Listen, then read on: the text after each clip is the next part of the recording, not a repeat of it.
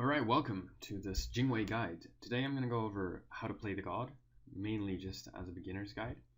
We're going to go over abilities, tips and tricks relating to the abilities. We're going to go over the playstyles and pros and cons, and just, in general, getting a feel of how to play the god. This is not a conquest guide. I don't play conquest, so if you're here for that, you can click away.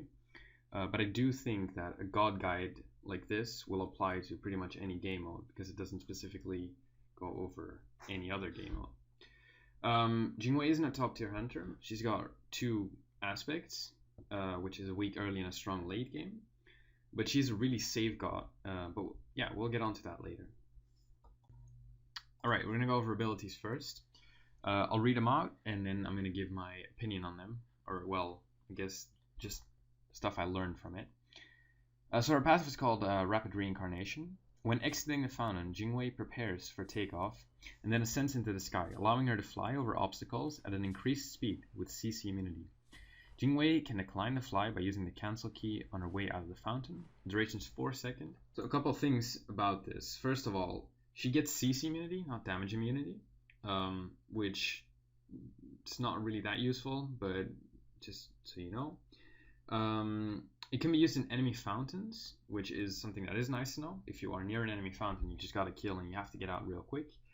Just quickly scoop in and then you can fly out. Might save you, might not. And then a very important thing is you can cancel her passive. So let's say your Titan's getting aggressed on and you have to defend. Instead of like awkwardly getting out of the fountain and then dropping down somewhere, you can simply cancel it by jumping over the fountain line. Okay, her first ability, called Persistent Gust. Jing Wei creates a gust of wind that damages enemies and knocks up enemy gods when summoned. The gust persists for 6 seconds and continues to knock up and deal additional damage to enemies every 1 second. If Jing Wei walks onto the area, she's knocked into the air and gains attack speed buff for 7 seconds. Now this is a deceiving way of putting it. First of all, you can only do damage if you place it down under a god. If you place it down and a god walks onto it later, they will take the little extra damage, which you can see here, the damage per tick, but they won't take the initial damage. So you have to put it on them for the initial damage to come through. This and her 2 form her clear, which is it's pretty bad because it means she takes 2 abilities to clear her weight, but we'll also get into that later. It gives an attack speed buff. And something that may be important to know, but probably pretty obvious, is that you can use it through walls as well. Alright, her second ability, Explosive Bolts.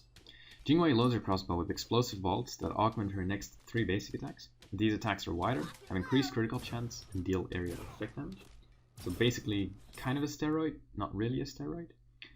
Something to note that is at level 1 you don't get crit chance, so having one point into the ability does not give you crit chance, but it still gives the passive of the ability, which knocks them back. That is kind of the reason you have to use this ability too, to clear weight. Another thing to note is that if you are in Fountain, you can activate this, and the cooldown will get back up, but it won't be used.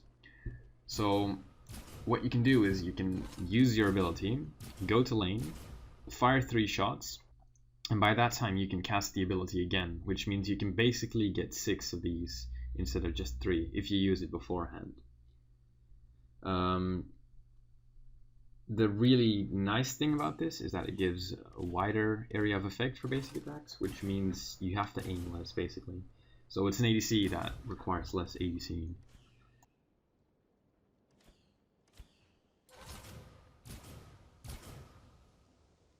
Right, her third ability is called Agility.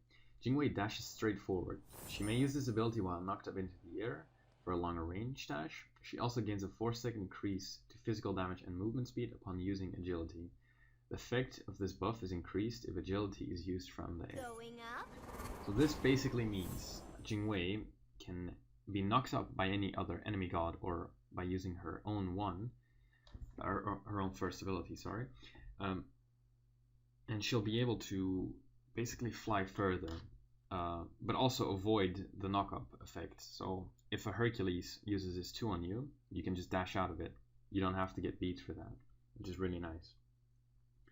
The buff you get from this, the physical power, will increase if you're in the air, so it's usually just a better idea to use this when you're knocked up. It's an alright escape, but I don't feel like it is an amazing one because it doesn't go over walls. And if you're slowed, it doesn't really do much. Like, it gets you a little further, but it's not really worth using. So only if you're in a straight line to safety and you're not CC'd, you can use this. Otherwise, I wouldn't really recommend it because you might still die. Alright, her ultimate ability is called Airstrike. Jing Wei channels briefly before taking to the sky. She then flies forward and upwards while covering the area below her explosions that damages all enemies in the area. After her attack, she hovers up to 2 seconds before landing at a ground target location. So, straight line attack. It damages, well, the damage follows you, so the area you see before casting isn't going to be instant damage. It's going to go from where you start to where you end. This is pretty much something you would only use to either secure or escape. It is a good escape because it goes over walls twice, so you can fly over one wall, then be in the air, and then fly basically through another wall. So it is a really good escape. It does do good damage, but it shouldn't be used just anywhere in the fight. It should be used to secure. Okay, so from what we can gather from her abilities, we have a couple of pros, a couple of cons. First of all, the pros. She has really good mobility. She got 3 abilities that can basically make her maneuver, so she is tough to catch. She's a late game god because of her 2, which gives crit chance, and in this crit meta currently, that just makes her really strong. Also, her dance is K-pop, so I mean, obviously that's a pro. Cons, she only has 2 damaging abilities, which she sometimes has to either use or hold to escape. So she basically only has like 1 damaging ability, sometimes only just her ult to escape. She doesn't have line clear, which means if you don't practice her clear, you're gonna struggle with it. And then her playstyle. Now, it's hard to pinpoint how exactly you should play with a certain god. But here goes my, unimportant opinion. She's got a lot of room for escapes, so you can aggress with her and then safely escape if something fails, or even if something succeeds but you get ganked. You just have to make sure that at least your ultimate is up, and if not, your 1-3 combo should be up. If you don't have any of that, you're screwed. That being said, don't aggressively 1v1 other ADCs early game, because as I said, she doesn't have much ability damage, which most other ADCs do. She's just not that good early game.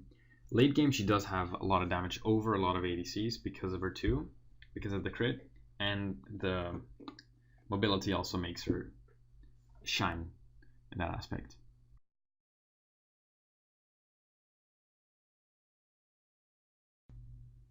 Alright, quick disclaimer here.